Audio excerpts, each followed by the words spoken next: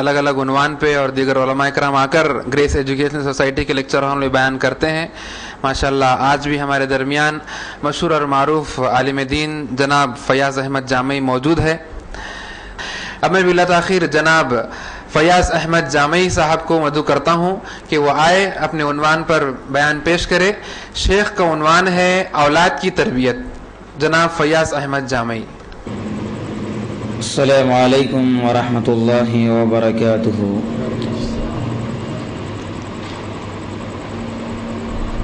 ان الحمد للہ نحمده ونستعینه ونستغفره ونعوذ باللہ من شرور انفسنا ومن سیئات اعمالنا. من يهده الله فلا مضل له ومن يضلل فلا هادي له وأشهد أن لا إله إلا الله وحده لا شريك له وأشهد أن محمدا عبده ورسوله. أما بعد فإن خير الحديث كتاب الله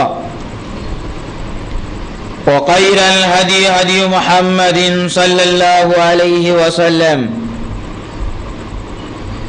وشر الأمور محدثاتها وكل محدثة بدعة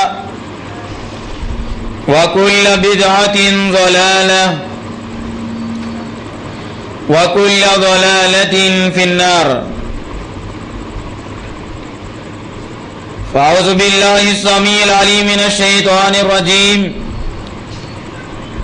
بسم الله الرحمن الرحيم. يا أيها الذين آمنوا قوا أنفسكم وأهليكم نارا وقودها الناس والحجارة عليها ملائكة غلاظ شداد لا يعصون الله ما أمرهم ويفعلون ما يؤمرون.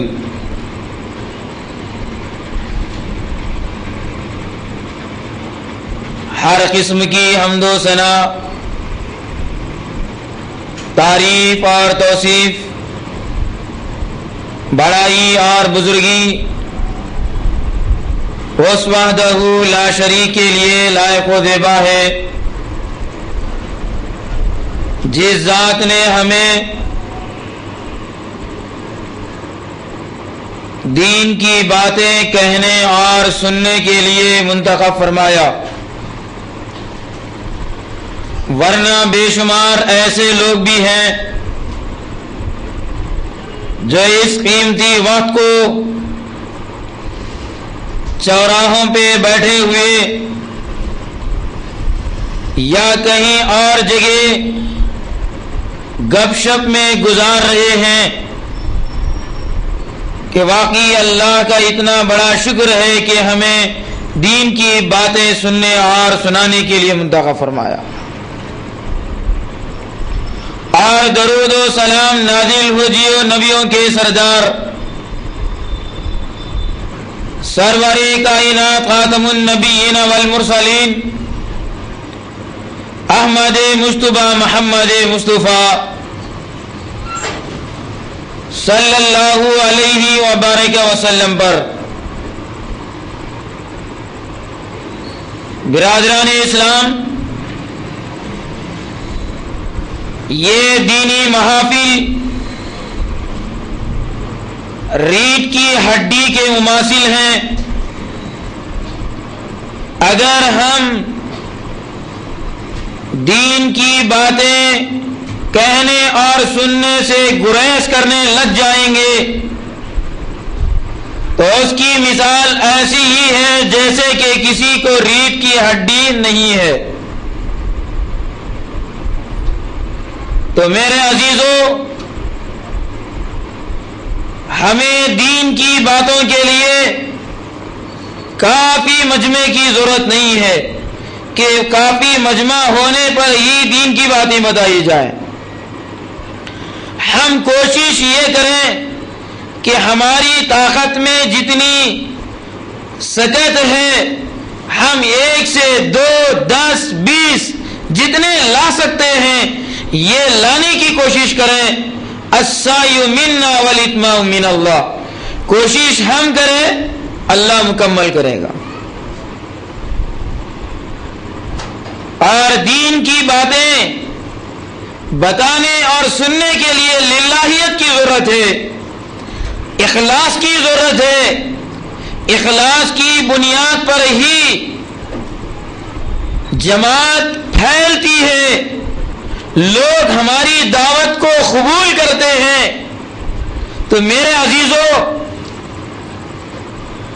شاہ اسماعیل شہید رحمت اللہ علیہ کے بارے میں یہ بات مشہور ہے کہ ایک مرتبہ دہلی کی جامع مسجد میں آپ کا بیان تھا، لوگ کافی دور دور سے بیان سننے کے لیے آئے، لیکن یہ شخص کافی مسافت سے آ رہا تھا۔ جب پہنچا تو بیان ختم ہو چکا، تو وہ سیڑھیوں پہ بیٹھے آنکھ سے آنسو بہا رہے تھے۔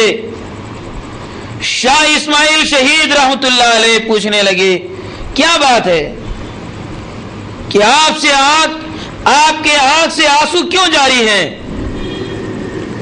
تو وہ شخص کہنے لگا کہ میں کافی دور سے دین کی باتیں سننے کے لیے آیا، لیکن جب میں یہاں پہنچا تو بیان ختم ہو چکا، بیان سے میں محروم ہو گیا، اس لیے مجھے غم ہے۔ تو شاہ اسماعیل شہید رحمت اللہ علیہ کہنے لگے آپ پریشان مت ہو جائیے، آئیے اب اندر تشریف لائیے، میں آپ کے سامنے وہ بیان کروں جو ابھی ہزاروں کے سامنے میں نے بیان کیا ہے۔ تو وہ شخص کہنے لگا ہزاروں کے مجمع میں جو بات بولنے میں آپ کو مزہ آئے گا، مجھ ایک شخص میں بولنے میں آپ کو کیا مزہ آئے گا؟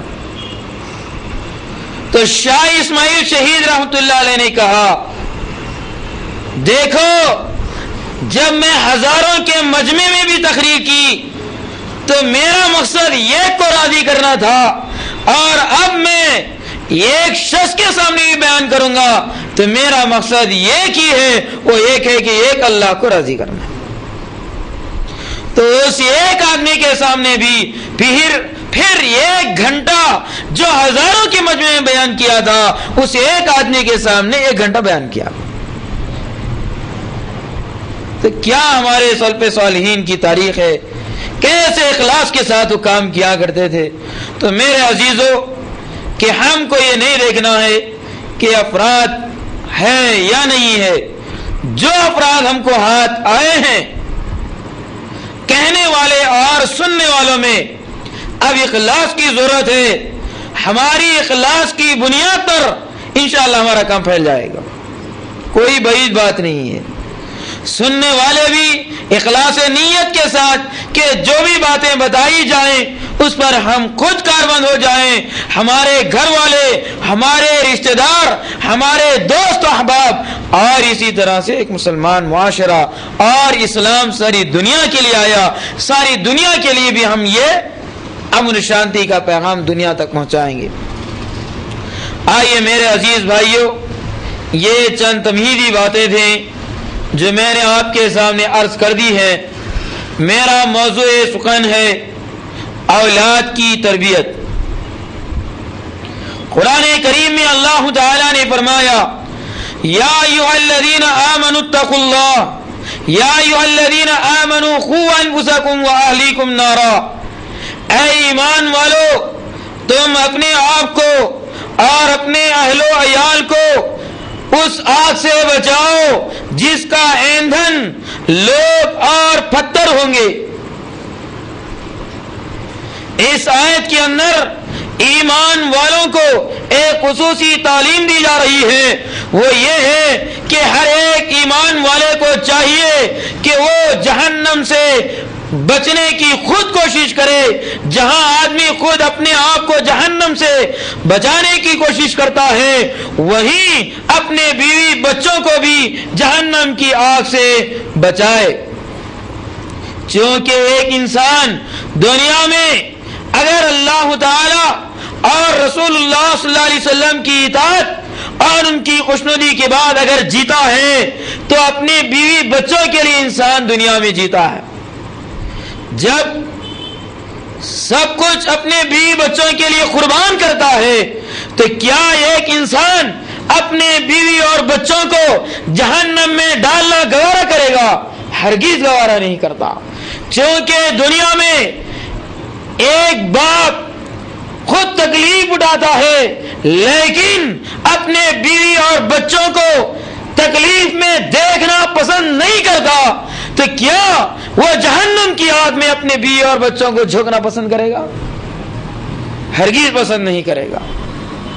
تو آئیے عزیزان گرامی، پیارے حبیب محمد الرسول اللہ صلی اللہ علیہ وسلم نے اس ذمہ داری کے بارے میں فرمایا، کلکم راعٍ وکلکم مسئول عن رعیتہ، فالامام راعٍ وهو مسئول عن رعیتہ، والرجل راعٍ عن اہلہ وهو مسئول عن رعیتہ، والمرأة راعیة فی بیت زوجها وهي مسئولة عن رعیتها، فکلکم راعٍ وکلکم مسئول عن رعیتہ۔ تم میں کا ہر شخص اپنے ماتحتوں کے بارے میں ذمہ دار ہے اور پوچھا جانے والا ہے، اور امام ذمہ دار ہے، اپنے ماتحتوں کے بارے میں وہ پوچھا جانے والا ہے۔ آدمی ذمہ دار ہے، وہ اپنے گھر والوں کے بارے میں پوچھا جانے والا ہے۔ عورت ذمہ دار ہے، وہ اس کے شوہر کے گھر کے بارے میں اور ان کے بچوں کے بارے میں وہ پوچھی جانے والی ہے، اور اسی طرح سے ہر آدمی ذمہ دار ہے، اپنے اپنے ماتحتوں کے بارے میں یہ پوچھے جانے والے ہیں۔ گویا اس حدیث سے بات معلوم ہوتی ہے کہ ہم آزاد نہیں ہیں، ہم قیامت کے دن پوچھے جانے والے ہیں اپنے بیوی بچوں کے بارے میں، اپنے ماتحتوں کے بارے میں، کہ ان کو آپ نے کہاں تک سدھارا، کہاں تک ان کے آپ نے حق ادا کیے۔ اور ایک حدیث میں یوں آتا ہے، ما من عبد یسترعیہ اللہ رعیۃ یموت یوم یموت وہو غاش لرعیتہ ادخلہ الا حرمہ اللہ علیہ الجنہ۔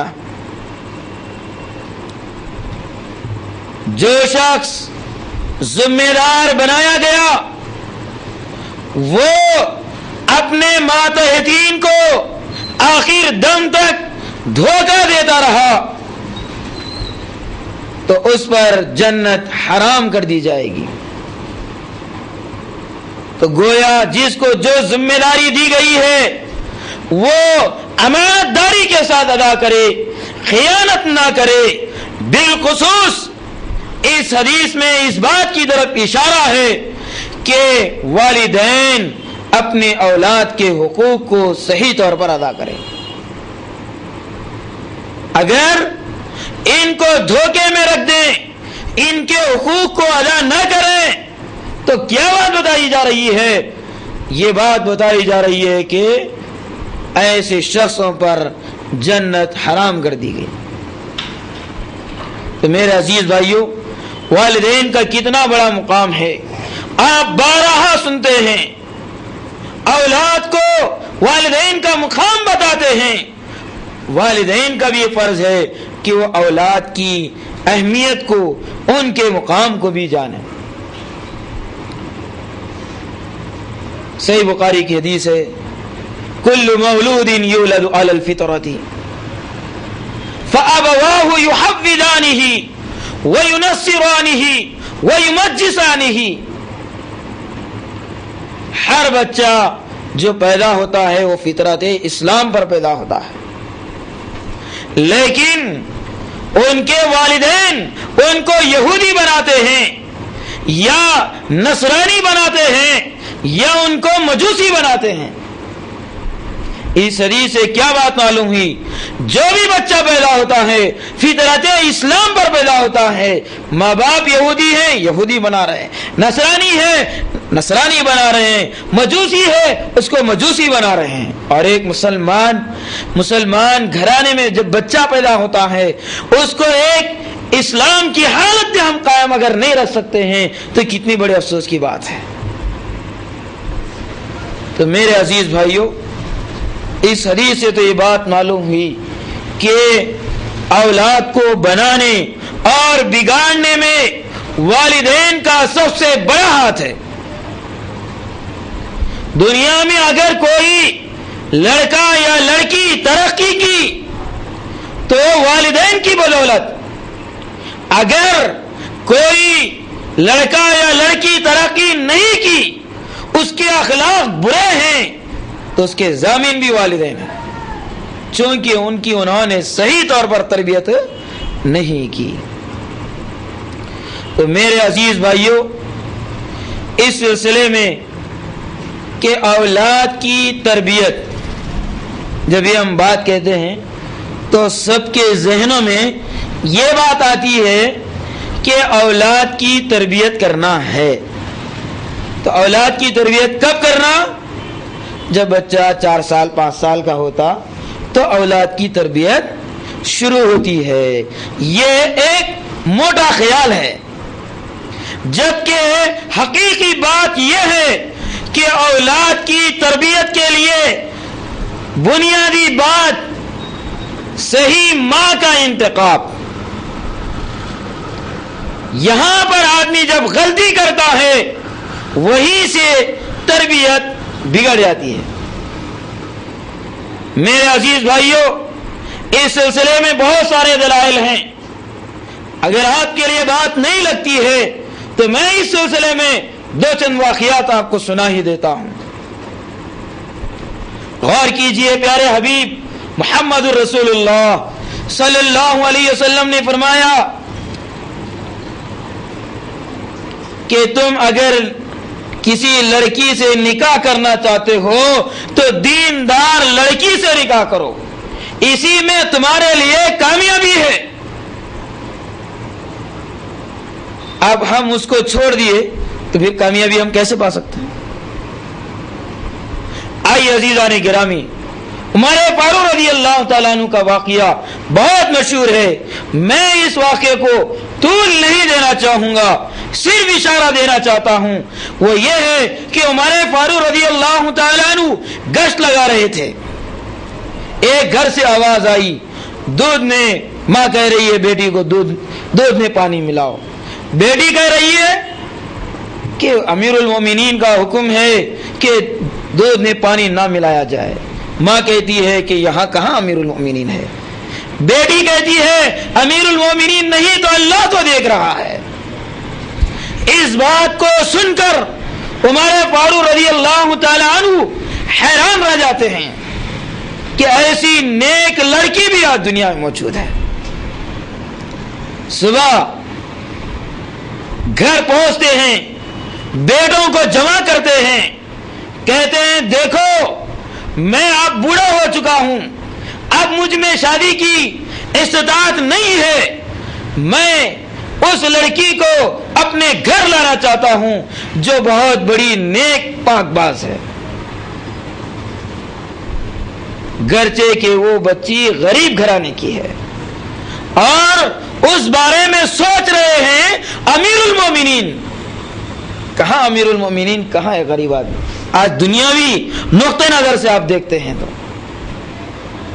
تو بیٹوں میں سے ایک بیٹا تیار ہو جاتا ہے، عاصم. وہ کہتے ہیں اے ابا جان، میں اس لڑکی سے نکاح کرنے کے لیے تیار ہوں. تو اس لڑکی سے امیر المومنین اپنے بیٹے کا نکاح کر دیتے ہیں. عاصم بن عمر رضی اللہ تعالی، ان سے ایک لڑکی ہوتی ہے. پھر ان سے عمر بن عبدالعزیز پیدا ہوتے ہیں، جو اپنے پڑنانا کے طور طریقے پر خلافت کو قائم کرتے ہیں. عمر بن عبدالعزیز کہاں سے آئے؟ یہ وہی کوہ سے آئے، وہی نیک لڑکی سے آئے جس کو عمر بن خطاب رضی اللہ تعالیٰ عنہ نے انتخاب کیا تھا. تو میرے عزیز بھائیوں، آئے اسی طرح سے ایک دوسرا واقعہ آپ کے سامنے پیش کر رہا ہوں. ابراہیم علیہ السلام کے لڑکے فرزند ارجمن اسماعیل علیہ السلام کا، جو صحیح بخاری کتاب الانبیاء میں یہ بات موجود ہے. یہ واقعہ طول ہے حدیث، مختصراً میں آپ کے سامنے اس کو مفہوماً پیش کر رہا ہوں. وہ یہ ہے کہ ابراہیم علیہ السلام اسماعیل علیہ السلام کے گھر آتے ہیں. جب اسماعیل علیہ السلام شکار کے لیے چلے گئے، موجود نہیں ہیں، تو ان کی اہلیہ اور ابراہیم علیہ السلام کی بہو ہیں، پوچھتے ہیں ان کے بیٹے اور گزران کے متعلق. تو اسماعیل علیہ السلام کی اہلیہ کہتی ہیں وہ تو شکار کے لیے چلے گئے ہیں. گزران کیسا ہے؟ کہتے ہیں بڑے فاقے کے ساتھ زندگی گزار رہے ہیں، بڑی تنگ دستی ہے، شکوہ اور شکایت کرتے ہیں. تو کہتے ہیں کہ جب اسماعیل آئے علیہ السلام تو کہنا کہ میرا سلام کہنا اور یہ بات کہنا کہ گھر کی دہلیز کو بدل دو. اس کے بعد وہ چلے جاتے ہیں. اسماعیل علیہ السلام آتے ہیں، آنے کے بعد دیکھتے ہیں کیا حال ہے. کہتے ہیں کہ ایک نورانی چہرے والا شخص آیا، آپ کے متعلق اور گزران کے متعلق سوال کیا. تو کیا کہا؟ کیا میں نے ایسی بات عرض کی؟ تو پھر انہوں نے کیا کہا کہ گھر کی دہلیز کو بدل دینا. تو اسماعیل علیہ السلام کہتے ہیں کہ گھر کی دہلیز تم ہو اور تم کو طلاق دینا ہے. ان کو طلاق دے دیتے ہیں. پھر ایک اور لڑکی سے اسماعیل علیہ السلام شادی کرتے ہیں. چند عرصے کے بعد پھر ابراہیم علیہ السلام آتے ہیں. اس وقت بھی اسماعیل علیہ السلام گھر میں موجود نہیں تھے، شکار کے لیے چلے گئے. آتے ہیں، سوال کرتے ہیں ان کے متعلق اور ان کے گزران کے متعلق.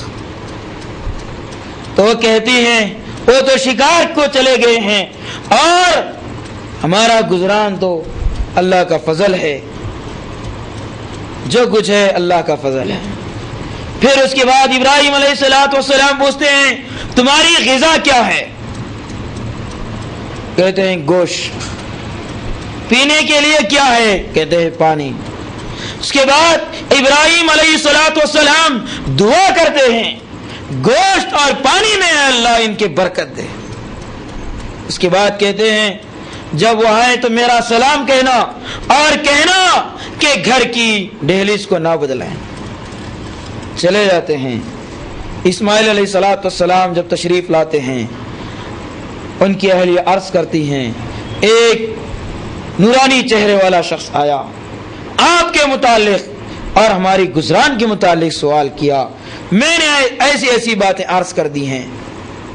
پھر اس کے بعد گوشت اور پانی میں برکت کی دعا کی اور کہا کہ گھر کی ڈھیلش کو نہ بدلیں. تو اسماعیل علیہ الصلوۃ والسلام کہتے ہیں گھر کی ڈھیلش تم ہی ہو اور تم کو بدلا نہیں جائے گا، یعنی طلاق نہیں دی جائے گی. تو میرے عزیز بھائیوں، اس یعنی بخاری شریف کی صحیح حدیث سے یہ بات معلوم ہوتی ہے کہ بیوی کو صابرہ اور شاکرہ کا انتخاب کرنا چاہیے. اگر ہم ایسی نیک بہو کا انتخاب کریں گے، نیک لڑکی کا انتخاب کریں گے، تو اولاد بھی نیک ہوگی. ایک اور حدیث میں آتا ہے، صحابی رسول عرض کرتے ہیں کہ الناکح مخترس، رسول اللہ صلی اللہ علیہ وسلم نے فرمایا نکاح کرنے والا وہ بونے والے کی طرح ہے، اور بونے والے کو چاہیے وہ دیکھے کہ کہاں بیج بو رہا ہے، چونکہ بنجر زمین سے کوئی فصل آنے والے نہیں، بل اصل سے شریف کہاں سے. یہ حدیث کے الفاظ ابن ماجہ کی. تو اس سے یہ بات معلوم ہوتی ہے کہ نیک لڑکی کا انتخاب اولاد کی تربیت میں بڑا ہاتھ ہے. آئیے اسی طرح سے جہاں ہم نیک لڑکی کا انتخاب کرتے ہیں، وہی نیک لڑکے کا بھی انتخاب کرنا ہے. لڑکی کے لیے نیک لڑکے کا انتخاب. سعید بن مسیب مشہور تابعی، عبد الملک بن مروان اپنے بیٹے کے لیے ان کی لڑکی کے پاس نکاح کا پیغام بھیجتے ہیں. سعید بن مسیب کی لڑکی بڑی نیک، کتاب اللہ کی حافظہ، سنت کی علمبردار، حسین و جمیل لڑکی. ایلچی پیغام لے کر آتا ہے اور عرض کرتا ہے کہ خلیفہ وقت اپنے لڑکے کو آپ کی لڑکی سے نکاح کرنا چاہتے ہیں. کہتے ہیں کہ اس لڑکے پر انگشت نمائی ہو رہی ہے، فلاں فلاں اخلاق پر انگشت نمائی ہو رہی ہے، میں اپنی لڑکی کو اس لڑکے کو نہیں دوں گا. ایلچی کہنے لگا اگر آپ ایسا کہیں گے تو خلیفہ ناراض ہو جائیں گے. کہے کہ وہ ناراض ہو جائے، مجھے اس کا غم نہیں ہے. کیا آپ کے پاس ان کی کوئی عزت اور وقار نہیں؟ کہنے لگے اللہ کے پاس ساری دنیا مچھر کے پر کے برابر وقار نہیں رکھتی، میں بھی ان ایسوں کی کیا وقار رکھوں جو دین پر نہیں چل رہے ہیں، جن پر انگشت نمائی ہو رہی ہے، جن کے اخلاق پر نکیر کی جا رہی ہے. تو پھر اگر وہ تمہارے خلاف کارروائی کریں گے تو تمہارا کیا حال ہوگا؟ کہنے لگے ان اللہ یدافع الذین ان آمنوا، بے شک اللہ تعالیٰ کا یہ وعدہ ہے ایمان والوں کی طرف سے اللہ مدافعت کرتا ہے، مجھے اللہ پہ بھروسہ ہے. جاؤ کہہ دو کہ میں اپنی بیٹی کو بادشاہ کے لڑکے کے ساتھ نکاح نہیں کرنا چاہتا ہوں. واپس بھیجا دیے. سعید بن مسیب مسجد نبوی میں عصر کے بعد درس دیا کرتے تھے. اس میں ان کے ایک شاگرد تھے عبداللہ بن ابی ودا، وہ چند دنوں سے نظر نہیں آنے لگے. چند دنوں کے بعد جب وہ نظر آئے درس میں، پوچھے کیا بات ہے، کافی دن سے آپ نظر نہیں آ رہے تھے. عرض کرنے لگے بات دراصل یہ ہے کہ میری اہلیہ کا انتقال ہو گیا، اس لیے میں نہیں آ سکا. تو سعید بن مسیب کہنے لگے کہ مجھے آپ نے اطلاع کیوں نہیں دی؟ تو عبداللہ بن ابی ودا کہنے لگے بات دراصل یہ ہے کہ طالبان علوم نبوت علم سے محروم ہو جائیں گے. اگر آپ میرے غم میں آ کر شریک ہو جائیں تو ایسی صورت میں یہ لوگ علم سے محروم ہو جائیں گے اور میرے غم سے بڑھ کر آپ کے علم کی اہمیت ہے. میں یہ نہیں چاہتا کہ طالبان علوم نبوت آپ کے علم سے جو کہ فیض حاصل کرتے رہے محروم نہ ہو جائیں، اس لیے میں نے اطلاع نہیں دی. تو پھر اس کے بعد عرض کرنے لگے کیا تم نے کہیں رشتے کے لیے پیغام بھیجا ہے؟ کہنے لگے مجھ جیسے غریب کو کون دے گا؟ تو سعید بن مسیب ان کو جانتے تھے کہ عبداللہ بن ابی وداع بڑے نیک متقی پرہیزگار تھے، زاہد تھے، ان کے اخلاق سے متاثر تھے. کہا کہ میں اپنی بیٹی کو آپ کے نکاح میں دینا چاہتا ہوں. تو وہ پریشان ہو گئے، حیرت میں پڑ گئے کہ ایک استاد اپنی ہونہار لڑکی کو، قابل اور باصلاحیت لڑکی کو، حسین اور جمیل لڑکی کو، بادشاہ وقت کے لڑکے کو نہ دے کر مجھے دے رہے. خاموش ہو گئے. پوچھا کہ آپ میری لڑکی سے نکاح کرنا چاہیں گے؟ خاموش رہے. دوسری بار پوچھا تو کہا اگر آپ دینا چاہیں تو میں تیار ہوں. اسی وقت سعید بن مسیب ان کے ہاتھ پر ہاتھ رکھے، خطبہ مسنونہ، خطبہ حاجہ پڑھا، لوگوں کو گواہ رکھا، کہا کہ میں نے اپنی بیٹی کا نکاح سعید بن مسیب کے ساتھ کر دیا. جب سعید بن مسیب گھر چلے گئے تو گھر میں دیکھتے ہیں کہ بیٹی قرآن کریم کی تلاوت کر رہی ہے. پوچھتے ہیں کیا کر رہے ہو؟ کہتے میں قرآن کریم کی تلاوت کر رہی تھی. قرآن کریم تو پڑھ رہی ہو، کیا قرآن کریم کو سمجھ ہی رہی ہو؟ تو کہنے لگی ہاں میں قرآن کریم کو بھی سمجھ رہی ہوں، لیکن ایک آیت کہ ربنا آتنا فی الدنیا حسنہ وفی الآخرۃ حسنہ وقنا عذاب النار. ربنا آتنا فی الدنیا حسنہ، اس کا کیا مطلب ہے مجھے نہیں سمجھ میں آ رہا ہے. وفی الآخرۃ حسنہ، یہ تو مجھے سمجھ میں آ رہی ہے کہ اس سے مراد جنت ہے. تو سعید بن مسیب عرض کرنے لگے بیٹی بات یہ ہے کہ ربنا آتنا فی الدنیا حسنہ، دنیا بھی اچھی سے مراد یہ ہے کہ ایک لڑکے کے لیے نیک لڑکی یہ فی دنیا حسنہ ہے، اور ایک نیک لڑکی کے لیے نیک لڑکا فی دنیا حسنہ ہے. آج میں نے تمہارے لیے ایک نیک لڑکے کا انتخاب کیا ہے اور اب تم اس کی تیاری کرو. جب وہ تیار ہو کے آتے ہیں سعید بن مسیب وہ جو اپنی لڑکی کو لیے عبداللہ بن ابی وداع کے گھر پہنچتے ہیں اور جو ہے گھر کو دستک دیتے ہیں. سعید عبداللہ بن ابی وداع پوچھتے ہیں کون؟ کہتے ہیں سعید. تو یہ سمجھتے ہیں کیا بات ہے، کیا نکاح ٹوٹ گیا، کوئی ہنگامی واقعہ پیش آ گیا. تو جب وہ کھولتے ہیں تو دیکھتے ہیں کہ لڑکی کو لے کر آئے ہوئے ہیں. لڑکی کو ان کے گھر میں بھیجا کر پھر وہ وہاں سے واپس ہو جاتے ہیں.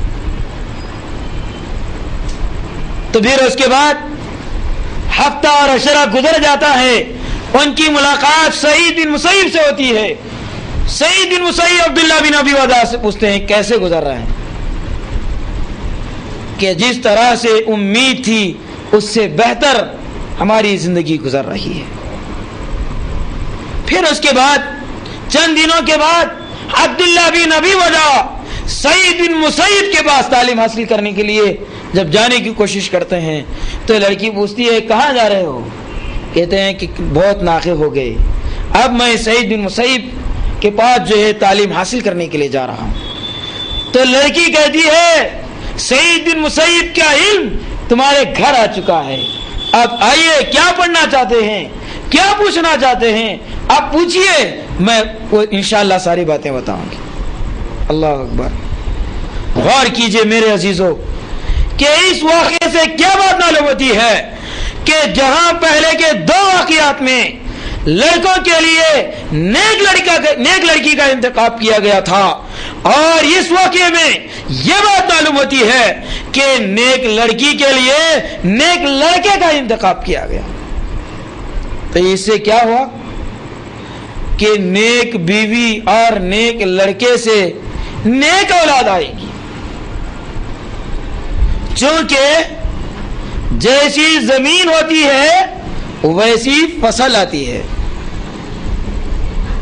الدنیا متاع، دنیا ساز و سامان ہے، وخیر متاع الدنیا المرأة الصالحہ،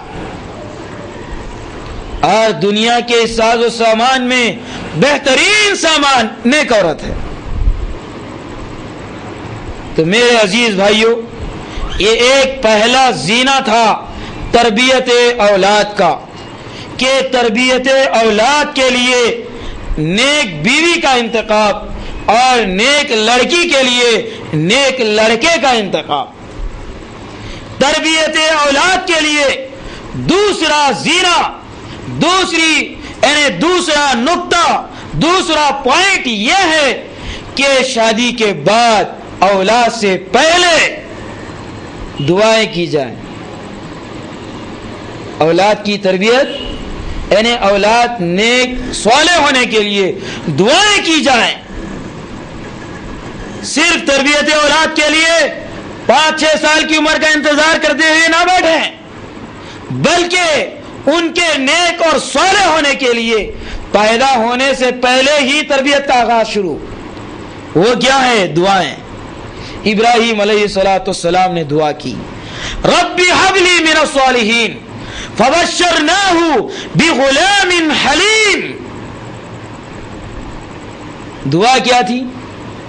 اے میرے پروردگار، تو مجھے نیک اور صالح اولاد عطا فرما۔ بشارت اس بات کی ہوئی کہ ہم آپ کو ایک بردبار لڑکا عطا کریں گے۔ دعا تھی نیک اولاد کی، دعا کے مطابق پھل بھی مل رہا ہے کہ اولاد بھی نیک دی جا رہی ہے۔ تو اس لیے شادی ہونے کے بعد دعائیں بھی کرنا چاہیے۔ ماں اور باپ ہونے والے یعنی اپنی اولاد کے لیے جو کیا ہے دعائیں کرنا چاہیے۔ اسی طرح سے زکریا علیہ السلام نے دعا کی، ربنا هب لنا من لدنك ذرية طيبة انك سميع الدعاء۔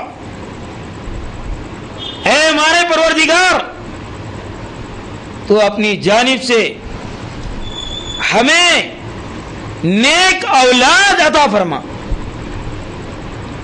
اور اسی طرح سے عمران کی عورت نے یعنی حنا علیہ السلام نے دعا کی، ربی انی نذرت لک ما فی بطنی محررا فتقبل منی انک انت السمیع العلیم۔ اے ہمارے پروردگار، جو میرے پیٹ میں لڑکا یا لڑکی موجود ہے، یہ ہم تیرے گھر کے لیے نذر کرتے ہیں، تو ہم سے قبول کر لے، بے شک تو سننے والا اور جاننے والا ہے۔ اس سے بات معلوم ہوتی ہے کہ والدین کو چاہیے کہ وہ اپنی اولاد کے متعلق اچھی نیت رکھیں اور ان کو دین کے کام کے لیے دین کے کام کے لیے تیار کرنے کے لیے ہم دعا کریں۔ اگر لڑکا ہو یا لڑکی ہو تو ہم ان کو دیندار بنائیں گے، تیرے دین کی راہ میں ہم کو ان کو لگا دیں گے۔ ایسی ہم دعائیں کرنا چاہیے۔ تو ایسے اور بھی بے شمار دعائیں موجود ہیں۔ تو میرے عزیزو، یہاں یہ دوسرا نقطہ یہ تھا کہ تربیت اولاد کے لیے ان کے حق میں نیک دعائیں کرنا۔ تیسرا نقطہ یہ ہے تربیت اولاد کے لیے کہ اولاد کے ہونے پر ان کا اچھا نام رکھنا اور ان کو قرآن کی تعلیم دینا، دیندار بنانا۔ لیکن آج کیا ہوتا ہے، بہت سارے معاشرے میں مفاسد نظر آ رہے ہیں۔ اس کی وجہ کیا ہے؟ جس طرح زمانے جاہلیت میں لوگ لڑکی ہونے پر زندہ درگور کیا کرتے تھے، آج بھی کم و بیش کچھ نادان ایسے کام کرتے ہیں کہ لڑکی کی اطلاع پا کر اس کو ساخط کر دیتے ہیں یا پیدا ہونے پر منہ لٹکا لیتے ہیں. ایسا کام ہرگز نہیں کرنا چاہیے. اولاد یہ اللہ کی عطا کردہ نعمت ہے اور یہ ہمارے مقدر کی بات ہے. تقدیر پر ہم کو راضی ہو جانا چاہیے. یہ نہیں کہ لڑکا ہوا تو اچھا, لڑکا ہوا تو لڑکی ہوئی تو اچھا تھا, لڑکا نہیں ہونا تھا, ایسا نہیں.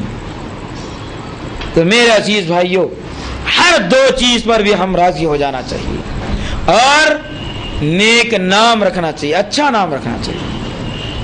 ہوتا یہ ہے پیدا ہوتی ہی جو فلاں ایک بولے, فلاں ایک بولے, دادا ایک بولے, نانا ایک بولے, ہماری چلنا, مرد حضرات کہیں گے ہماری چلنا, عورتیں جو بولے ان کی نہیں, اگر وہ دیندار بھی ہے تو. ایسی کوئی بات نہیں ہے کہ یہ باپ کا ہی حق ہے, نہیں, عورت کا بھی حق ہے. جیسا ابھی میں نے آل عمران کی آیت تلاوت کی تھی کہ مریم کی عورت حنا علیہ الصلوۃ والسلام نے دعا کی تھی, تو انہوں نے لڑکی ہونے پر انی سمیتھا مریم, میں نے اپنی لڑکی کا نام مریم رکھا. کون رکھے؟ حنا علیہ السلام نے رکھا. عورت کو بھی حق ہے نام رکھنے کا, لیکن باہمی اتفاق ہو, مرد اور عورت کے درمیان باہمی ایک نام پر اتفاق ہو. یہ نہیں ہے آپ جو بولیں گے وہ بات نہیں چلے گی, ہم جو بولیں گے وہ ہوگا, ایسا نہیں. بلکہ ایک یعنی وہ بھی ایک نام پیش کریں, آپ بھی نام پیش کریں, اب اس کے بعد دونوں مل کر اتفاق رائے کریں, گھر والے مل کر ایک نام پر اتفاق رائے کریں, اتفاق کریں, پھر اس نام کو جو کیا پکاریں, اور وہ بھی اچھا نام ہو, برا نام نہ ہو. کیوں ایسا؟ برا نام ہو تو اس کی تاثیر بھی ہوگی, برے نام کی تاثیر ہوگی, تو لہذا اچھا نام رکھنا چاہیے. ہاں بھائی, ایک شخص عمر فاروق رضی اللہ تعالیٰ عنہ کے پاس آیا, عرض کرنے لگا, اے امیر المومنین, میرا بیٹا میری نافرمانی کر رہا ہے, لہذا اس کو آپ ذرا تاکید کیجیے. امیر المومنین بیٹے کو بلائے, تاکید کیے, آپ اپنے والد کی فرمانبرداری کرو, کیوں نافرمانی کر رہا ہے؟ ارے آج سے ٹھیک ہے, فرمانبرداری کروں گا. اب اس کے بعد لڑکے نے سوال کیا, اے امیر المومنین, والدین کے حقوق تو آپ مجھ پر بتا دیے, اولاد کے حقوق باپ پر کیا ہیں؟ بولے کہ نیک ماں کا انتخاب, اچھا نام رکھنا اور قرآن کی تعلیم دینا. تو لڑکے نے کہا, اے امیر المومنین, میرے والد نے یہ تینوں حقوق بھی ادا نہیں کیے. میری ماں مجوسی حبشی ہے اور میرے والد نے قرآن کی تعلیم نہیں دی. نمبر 3, میرا نام میرے والد نے کھٹمل رکھا ہے, القمل. تو پھر امیر المومنین ان کے والد کو بلاتے ہیں, اسی وقت کہتے ہیں, دیکھو جیسے تم اپنے لڑکے کی شکایت لے کر آئے ہو, ویسی لڑکے کی بھی شکایت ہے آپ سے, وہ یہ ہے کہ آپ نے ان کے حقوق ادا نہیں کیے. کاش اگر تم اولاد کے حقوق کو ادا کیے ہوتے تو آج یہ شکایت کی نوبت نہ آتی. تو میرے عزیز بھائیوں, اس لیے اچھے نام رکھنا چاہیے, برے نام نہیں رکھنا چاہیے. ہاں اگر کوئی برے نام ہے تو اس کو بدل دینا چاہیے, جیسا کہ اللہ کے رسول صلی اللہ علیہ وسلم نے کئی ناموں کو بدل دیا, کہ برہ کو بدل دیا, جمیلہ رکھ دیا, اور اسی طرح سے بہت سارے نام. تو میرے عزیز بھائیوں, اچھے نام رکھنا چاہیے, برے نام نہیں رکھنا چاہیے, چونکہ قیامت کے دن انہی ناموں کے ساتھ تم پکارے جانے والے ہو. دنیا میں بھی اس کی تاثیر ہے, آخرت میں بھی. ایک شخص تھا, کتابوں کے ناموں کی کتاب میں ایک واقعہ انہوں نے لکھا ہے, بہت سارے واقعات ہیں, ایک اشارہ کر رہا ہوں آپ کو, کہ اس میں انہوں نے لکھا ہے کہ ایک لڑکا آیا جس کو ہمیشہ درد رہتا تھا پیٹ. بولے کیا نام ہے؟ بولے علیم ہے. کیا ہجے؟ الف لام یہ میم, علیم ہے. تو استاد بولے دیکھو یہ نام کی تاثیر ہے. اگر آپ عین سے علیم بولتے تو شاید درد نہ ہوتا. لہذا عین سے علیم آپ نہیں بول سک رہے ہیں, آپ لہذا دوسرا نام رکھ لیجیے. چونکہ آپ الف سے علیم بول رہے ہیں جس کے معنی درد والا, لہذا درد ہو رہا. علیم ان کے معنی درد والا, اس لیے درد ہو رہا. جب نام بدل دیا گیا تو پیٹ کا درد ختم ہو گیا. تو تاثیر کیسی تاثیر تھی؟ تو میرے عزیز بھائیوں, اس طرح سے ناموں کی تاثیر ہوتی ہے. لہذا نام اچھے رکھنا چاہیے, اور وہ بھی اچھے ناموں میں اچھے نام اللہ کے نام ہیں. یہ نہیں ہے اب اگر کسی کو بولے اللہ کو ناموں میں سب سے پیارے نام عبداللہ عبد الرحمن, بولے نہیں یہ بہت ہے نام, کوئی نیا نام ہونا. بولے ان کو عبد النافع, عبد الجبار, عبد القہار, اور یہ سب نام بولے. نئے مصحف یہ سب پرانے نام ہیں, ذرا نئے نام بولو. تو ایک واقعہ میں حال میں سنا تھا, ایسی آ کے عاقل صاحب کے پاس آ کے پیش کیے گئے, بھائی ایک نیا نام بولو. تو بولے عبداللہ عبد الرحمن رکھو. تو بولے نہیں اور کوئی نیا نام. بولے کیا رکھتے نیا نام؟ نیوکلیئر بم رکھ لو, نیا نام دکھا. تو ایسا حال ہے عوام کا کہ لوگ یہ نہیں دیکھ رہے اچھا نام کیا ہے وہ رکھنا نہیں, بلکہ نیا نام ہونا. نیا نام کیا ہے بھائی؟ اللہ کو جو پسندیدہ ہے وہ آپ رکھ لو, کافی ہے. اگر باپ کا نام عبداللہ, بیٹے کا نام عبداللہ, پھر بیٹے کا نام عبداللہ, وہ بھی تو کوئی حرج نہیں ہے, اللہ کو پسندیدہ ہے بس. تو میرے عزیزوں اچھے نام رکھنا چاہیے. یہ نہیں کہ نیا نام نئے نام کی چکر میں اللہ کی پناہ ایسے ایسے نام لوگ رکھ لیے ہیں, اگر وہ گناؤ تو آپ لوگ جو کیا ہے شرم کے مارے پانی پانی ہو جائیں. تو لہذا ایسے نام اب بولنے کی بھی ضرورت نہیں ہے, ایسے ناموں سے اب اپنی زبانوں کو آلودہ کرنے کی بھی ضرورت نہیں ہے. ایسے ایسے نام رکھے ہیں بے معنی, اگر نام کے معنی بولے تو لوگ ہنسیں. تو لہذا ایسے نام نہ رکھیں, لہذا اچھے نام رکھیں. پوچھیں اگر آپ کو نام کا معنی سمجھ میں نہیں آ رہا ہے تو مسجد کے امام صاحب سے رجوع ہو جائے, کوئی عالم صاحب سے رجوع ہو جائے. ماشاءاللہ آج تو جو ہے علماء کی لائن لگی ہوئی ہے, اور بے شمار جو کیا ہے فونوں پہ بھی جو چل رہے ہیں, تو آپ نام اچھے نام لے سکتے ہیں. قرآن کریم میں آپ دیکھ سکتے ہیں, احادیث میں آپ دیکھ سکتے ہیں, اور ناموں کی کتابیں آ رہی ہیں, معنی دیکھ کے آپ رکھ سکتے ہیں. تو اس میں کوئی دشواری نہیں ہے. تو بات مختصر یہ ہے کہ اچھے نام رکھنا چاہیے. آئیے اسی طرح سے 7ویں دن عقیقہ کرنا چاہیے. آج ہم عقیقہ نہیں کرتے ہیں.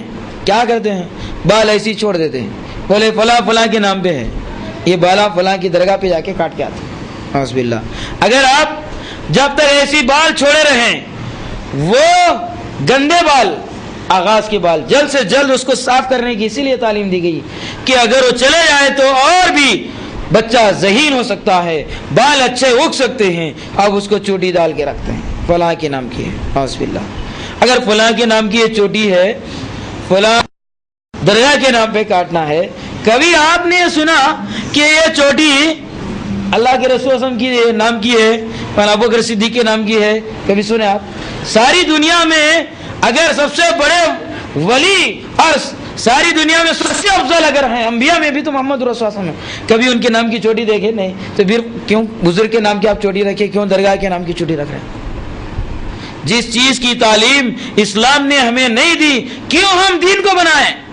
تو لہذا یہیں سے جو ہے کیا ہے فساد کا جڑ شروع ہو جاتا ہے. ایک تو نام کے اندر, دوسرا پھر عقیقہ نہ کر کے فلاں فلاں جگہ نظر و نیاز کر دیتے ہیں, اور تاگے باندھتے ہیں, اور جو بھلاویں باندھتے ہیں, اور نہ جانے کیا کیا کرتے ہیں. اس طرح سے بچے کو جو ہے کیا شرک میں ہم مبتلا کر دیتے ہیں کہ اس حالت میں موت واقع ہو جائے تو جو ہے جہنم میں داخل ہو جائے. پھر ہم یہ امید لگائے بیٹھے ہیں کہ ہم جو ہماری اولاد بڑی ہو کر ہماری جو ہم کو دیکھ بھال کرے گی.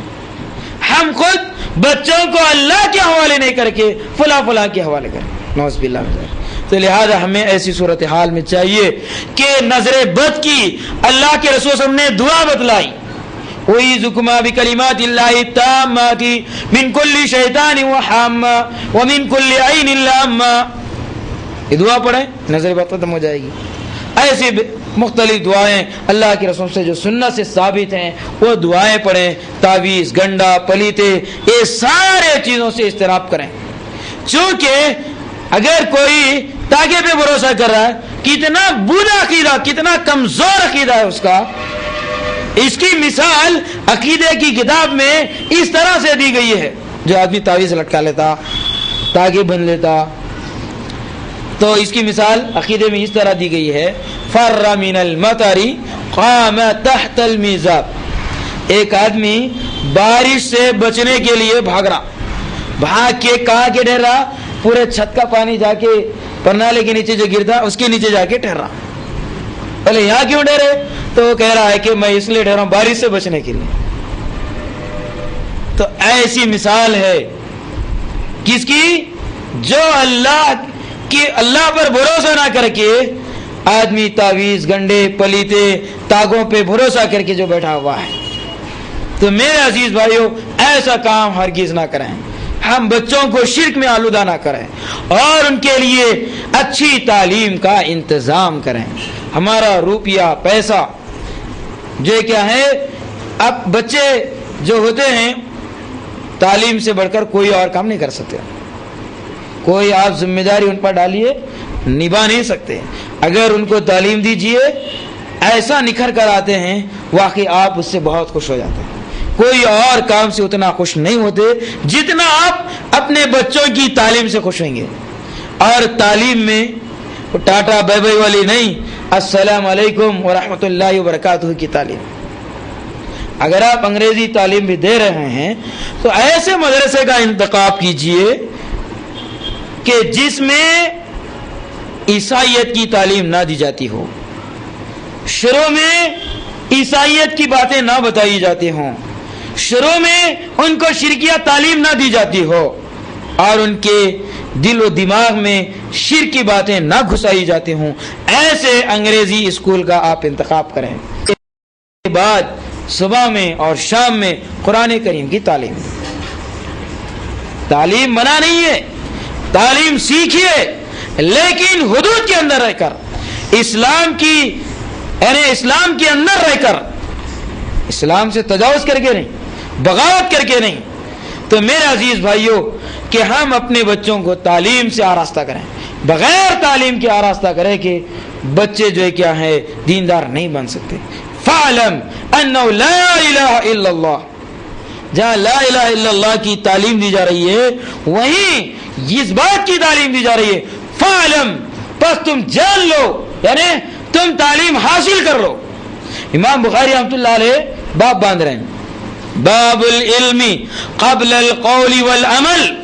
बात करने से पहले, किसी काम के करने से पहले इल्म का होना जरूरी है।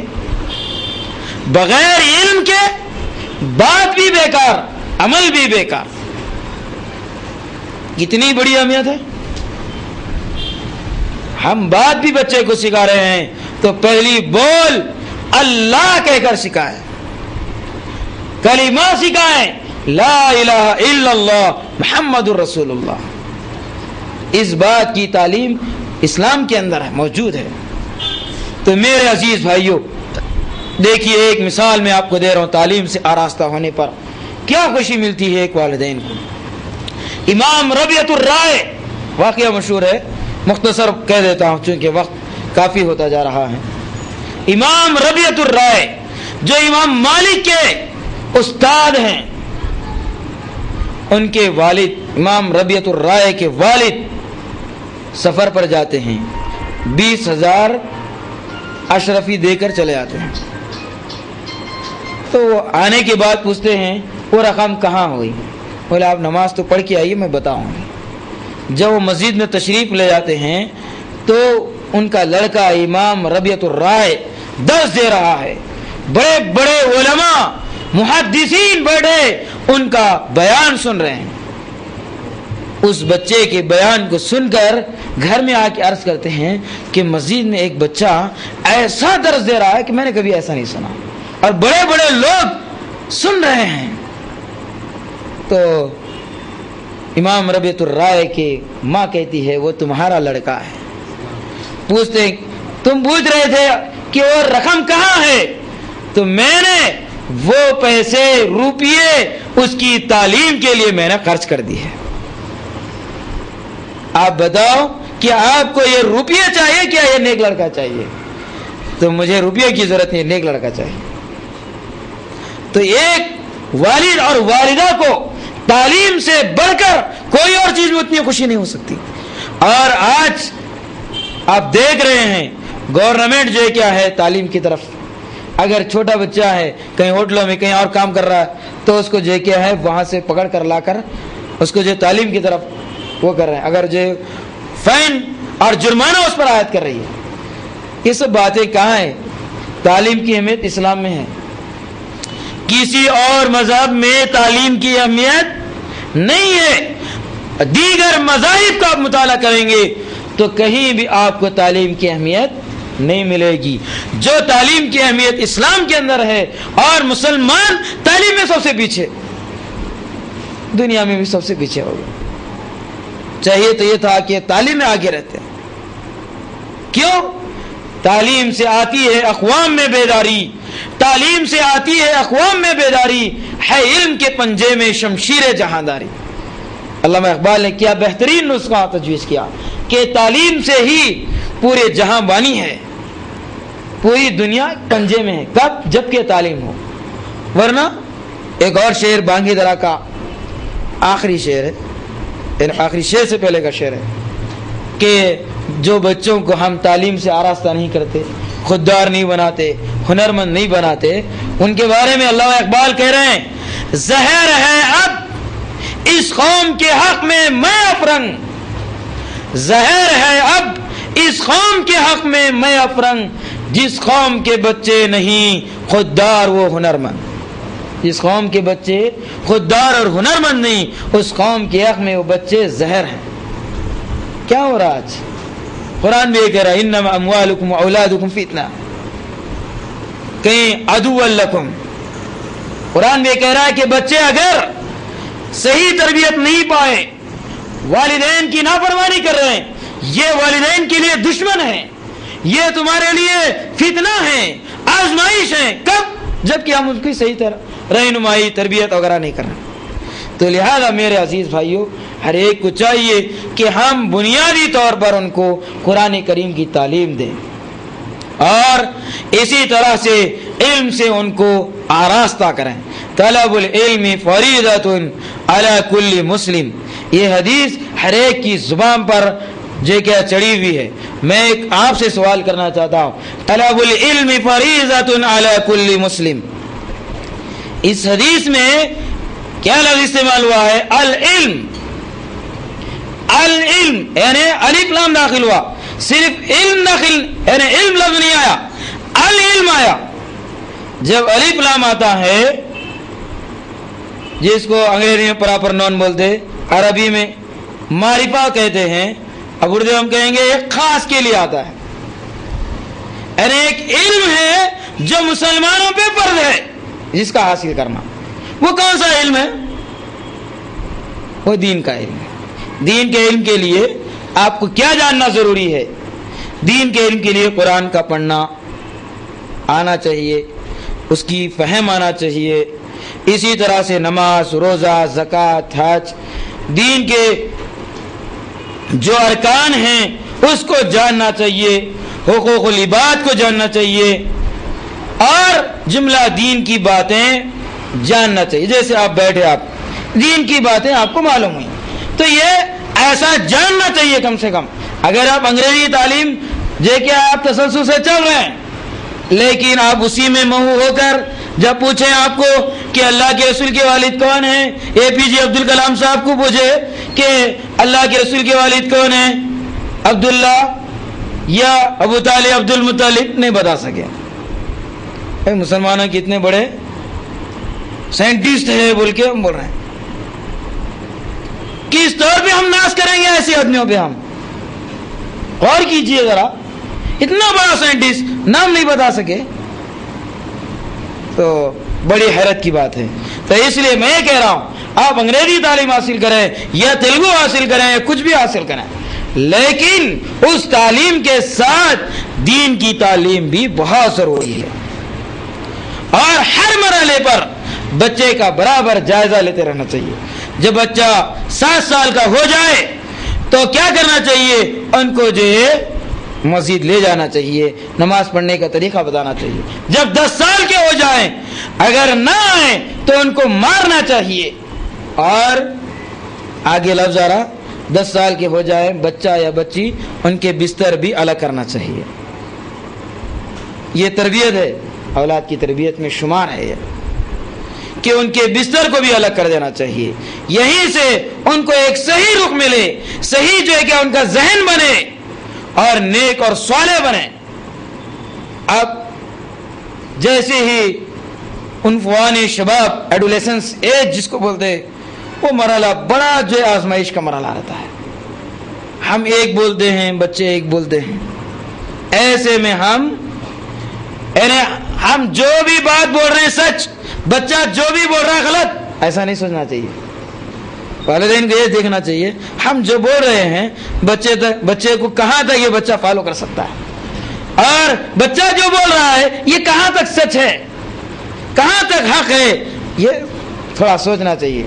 اکثر ماں باپ اور بچوں میں جھگڑے کیوں ہوتے ہیں، نفرت کیوں پیدا ہو جاتی ہے؟ اس لیے ہوتی ہے آپس میں تال میل نہیں ہوتا ہے، آپس میں ایک دوسرے کو سمجھنے کی کوشش نہیں کرتے ہیں، اس لیے لڑائی جھگڑا پیدا ہو جاتا ہے۔ ایسا نہیں کرنا چاہیے۔ یہ بچہ ہمارا ہی بچہ ہے، بچے کو یہ سوچنا چاہیے کہ یہ ہمارے والد ہیں، جو میں بول رہا ہوں مجھ سے بڑھ کر یہ جاننے والے ہیں۔ تو اس طرح سے بچہ بھی سوچنا چاہیے۔ تو ہر مرحلے پہ جو بھی کام کرنا چاہتا ہے وہ والدین کے مشورے سے کرنا چاہیے، والدین بھی ان کو صحیح رہنمائی کرنا چاہیے، بچوں سے بیزار نہیں ہونا چاہیے۔ جاؤ میں اتنا کما کے لا، کیا تم سر کھا رہے، چلو لڑو۔ تو یہیں سے جو ہے کیا ففرق بینی و بینک کا مسئلہ ہو جاتا، آپ الگ ہم الگ۔ تو ایسا ہرگز نہیں ہونا چاہیے۔ ہر مرحلے پر، خوشی میں غم میں، ہر مرحلے پر اپنے بیوی اور بچوں کا برابر خیال رکھنا چاہیے۔ اور جو بھی ہم پیسہ کماتے ہیں، اکثر ہم یہ دیکھتے ہیں کہ جو کماتے ہیں باہر ہوٹلوں میں زبردست کھا کے آتے، گھر میں آتے پریشان کرتے۔ ایسا بھی نہیں کرنا چاہیے۔ ہم جو کھاتے ہیں گھر والوں کو بھی کھلانا چاہیے۔ ابو ذر رضی اللہ تعالیٰ عنہ سے پوچھا گیا، ابو ذر رضی اللہ تعالیٰ عنہ اللہ کے رسول سے پوچھتے ہیں اے اللہ کے رسول بیوی کا حق شوہر پر کیا ہے؟ تو اللہ کے رسول یہ فرماتے ہیں کہ جو تو کھاتا ہے اپنے گھر والوں کو کھلا، جو تو پہنتا ہے اس کو پہنا، جو تو اپنے لیے پسند کرتا ہے تو اس کے لیے بھی پسند کر۔ ہم کہاں پسند کر رہے ہیں؟ ایسا نہ کرنے سے بھی بہت سارے مسائل پیدا ہوتے ہیں۔ اللہ یہ کہ چلیے دوست احباب مل گئے، کوئی پارٹی ہے، اطلاع دے دیے، ایسا مسئلہ ہے، آپ لوگوں کے لیے ہم کچھ لانا ہے لائیں گے، ایسا کچھ انتظام کریں۔ تو بہرحال جو ہم اپنے لیے چاہتے ہیں ان کے لیے بھی چاہیں، یہ نہیں کہ ہم اچھا کھا کے اور ان کو جو ہے دال پانی میں رکھیں، ایسا بھی نہیں۔ تو لہذا ہر مرحلے پر ہم بھی اور بچوں کا برابر خیال رکھیں، اور بچوں کو بھی چاہیے کہ والدین کا بھرپور خیال رکھیں۔ اب آئیے عزیزان گرامی، اس سلسلے میں والدین انصاف کا معاملہ پیش کریں۔ نعمان بن بشیر رضی اللہ تعالیٰ عنہ عرض کرتے ہیں کہ میرے والد اللہ کے رسول صلی اللہ علیہ وسلم کے پاس لے چلے، عرض کرنے لگے کہ میں جائیداد میں ان کو یہ دینا چاہ رہا ہوں۔ تو اللہ کے رسول پوچھے کیا اور لڑکوں کو دے رہے ہیں؟ بولے نہیں، میں انہیں کو دینا چاہ رہا ہوں۔ تو اللہ کے رسول نے فرمایا فَعْدِلُوا أَوْلَادَكُمْ، تم اپنی اولاد کے بارے میں انصاف کرو، میں ایسے پر گواہی بھی دینا پسند نہیں کرتا کہ جس میں ظلم ہو رہا ہے۔ تو ایسا بھی نہیں کرنا چاہیے کہ بعض بچے ہوتے ہیں جو بڑے خادم ہوتے ہیں، خدمت کرتے ہیں، بعض لوگ چاپلوس ہوتے ہیں، والد یہ سمجھتے ہیں کہ یہی بڑا میرا خدمت گزار ہے۔ نہیں، خدمت گزار ہو کوئی کچھ کم ہو یا زیادہ ہو، بہرحال زندگی میں جو فیصلہ ہوگا انصاف کا فیصلہ ہوگا، جو بھی فیصلہ ہوگا، جائیداد ہوگی انصاف۔ مرنے کے بعد یہ الگ بات ہے کہ وہاں پر جو ہے کیا ہے، لڑکے کو دگنا حصہ، لڑکی کو ایک حصہ۔ زندگی میں تو ایسا نہیں رکھا گیا، زندگی میں ہی اگر آپ کوئی تقسیم کر رہے ہیں برابر برابر کا مسئلہ ہو رہا ہے۔ تو میرے عزیز بھائیوں، جب بھی آپ فیصلہ کرتے ہیں انصاف کا فیصلہ کریں۔ نمبر 2، جب بھی بات بولیں سچ بولیں، جھوٹ نہ بولیں، اور زبان کا استعمال صحیح کریں۔ کیوں؟ اس لیے کہ بچوں کا ذہن خالص ذہن ہوتا ہے۔ مولانا ابوالکلام آزاد کہتے ہیں بچوں کی مثال ایسی ہے جیسے خالی ایک گلاس ہے جس میں ہم جیسا پانی ڈالیں گے، جیسا رنگ ڈالیں گے ویسے ہی نظر آئیں گا۔ اگر ہم گالی دیں گے بچہ بھی گالی دے گا، اگر ہم بد اخلاق بنیں گے بچے بھی بد اخلاق بن جائیں گے۔ اور ڈاکٹر ذاکر حسین جو صدر جمہوریہ تھے سابق میں، انہوں نے لکھا ہے اگر ہم کہتے ہیں بچے کو گدھے کہتے ہیں غلطی پر، غصے پر یا غلط کام کرنے پر، ہم اس کو گدھے سے ہم جو کیا تعبیر کرتے ہیں، تو ذاکر حسین کہتے ہیں، ڈاکٹر ذاکر حسین، کہ تم نے بچے کو ایک لفظ سکھایا وہ گدھا، آپ ہی نے سکھایا۔ تو اس لیے بچوں کو بدزبانی کے ساتھ پیش نہ کرائیں، گدھا نہ بولیں، اور گندے الفاظ بچوں کو گالی کے طور پر بھی نہ استعمال کریں۔ مولانا ابوالکلام آزاد کو بہت غصہ آتا تو ایک لفظ بولتے تھے، کیا کہتے تھے؟ وہ عقل کے دشمن بولتے تھے۔ بس کیسے سلف صالحین جو ہے کیا غصے پر کیسے استعمال کرتے آپ غور کیجیے، وہ عقل کے دشمن، بس ایسا کہتے تھے۔ ایسا نہیں کہتے تھے کہ فلاں فلاں فلاں فلاں ایسی ایسی گالی دے رہے ہیں جو اپنے حق میں بھی وہ گالی ہے، اپنی ماں بہنوں کے حق میں گالی ہے، جو زبان سے کہہ رہے ہیں خود نہیں سمجھ رہے ہیں۔ ایسے کلام نہیں کرنا چاہیے والدین کو، لہذا اچھے اخلاق سے، اچھی باتوں سے ان کے ساتھ پیش آنا چاہیے۔ تو میرے عزیز بھائیوں، جب شادی کا مسئلہ آئے وہاں پر بھی مشورے کی ضرورت ہے۔ یہ نہیں ہے کہ بچہ جہاں چاہے مرضی سے کر لے، یہ بھی نہیں ہے باپ جہاں چاہے کر سکے۔ باپ کو چاہیے کہ بچوں سے رضامندی لے، چاہے لڑکی ہو یا لڑکا۔ بچے کو بھی چاہیے کہ پسند ناپسندگی کا اظہار والدین کے سامنے کر دے، اور اس میں والدین کا رتبہ بڑا ہے، ان کا فیصلہ حتمی فیصلہ ہے۔ اگر وہ کہہ دے نہیں کرنا تو نہیں کرنا، یہی بات احادیث میں آپ کو ملتی ہے۔ بہت سارے واقعات ہیں، میں آپ ایک کتاب کا اشارہ کر رہا ہوں، مولانا عبدالرؤف صاحب جھنڈا نگری کی حقوق و معاملات کتاب ہے۔ والدین کے حقوق آپ پڑھیں گے وہاں بے شمار آپ کو واقعات مل جائیں گے۔ 5-6 واقعات ایسے ملیں گے کہ ابو درداء رضی اللہ تعالیٰ عنہ کے بارے میں آتا ہے، ان کے والدہ نے کہا کہ تم جو کیا ہے فلاں سے جو نکاح کیا توڑ دو، تو توڑ دی۔ نہیں توڑ رہے تھے، اللہ کے رسول کے پاس آئے، اللہ کے رسول سے عرض کی، فیصلہ یہی دیے، اتے امک، جو تیری ماں نے فیصلہ دیا وہی فیصلہ۔ اسی طرح سے ابوبکر صدیق رضی اللہ تعالیٰ عنہ آئے، عرض کی کہ میرا بیٹا وہ اپنی بیوی کو نہیں چھوڑ رہا ہے، میں نے کہہ دیا کہ بیوی کو چھوڑ دو، تو اللہ کے رسول نے اتے اباک، باپ کی فرمانبرداری کرو۔ تو لہذا ہمارا معاشرتی مسئلہ ایسا ہونا چاہیے کہ باپ کی بیٹے کی بات ایک ہونا، باپ کی الگ بیٹے کی الگ، رسا کشی نہیں ہونا یہ اسلام کے اندر ایسی تعلیمات ہیں۔ لہذا ہم بیٹے کو الگ نہیں سمجھنا، بیٹا باپ کو الگ نہیں سمجھنا چاہیے۔ یہ تربیت اولاد میں شمار ہے کہ ہم ایکسو ہو جائے، اخلاص کے ساتھ، اچھی نیت کے ساتھ جو ہے کہ ہم کام کریں۔ تو میرے عزیز بھائیوں، اسی طرح سے جو ہے کہ تربیت اولاد کی بہت سارے اصول بھی ہیں، ابھی انشاءاللہ کسی اور موقع پر اس پہلو پہ جو ہے کہ روشنی ڈالی جا سکتی ہے۔ اللہ تعالیٰ سے دعا ہے کہ اللہ تعالیٰ ہم سب کو کہنے اور سننے سے زیادہ حسن عمل کی توفیق عطا فرما۔ وآخر قولی ھذا والحمد للہ رب العالمین۔ جزاک اللہ خیر۔ ماشاءاللہ یہ تھے فیاض احمد جامعی، آپ کے سامنے جامعی طور اس پہ جو ہے نا اولاد کی تربیت کس طریقے سے ہونا ہے آپ نے آپ کے سامنے پیش کیا۔ ماشاءاللہ اللہ جزائے خیر دے، اور ایسے علماء کی اللہ مدد کرے، اور اللہ سبحانہ وتعالیٰ ایسے علماء کو ہماری رہنمائی کے لیے ہمیشہ ساتھ رکھے، آمین یا رب العالمین۔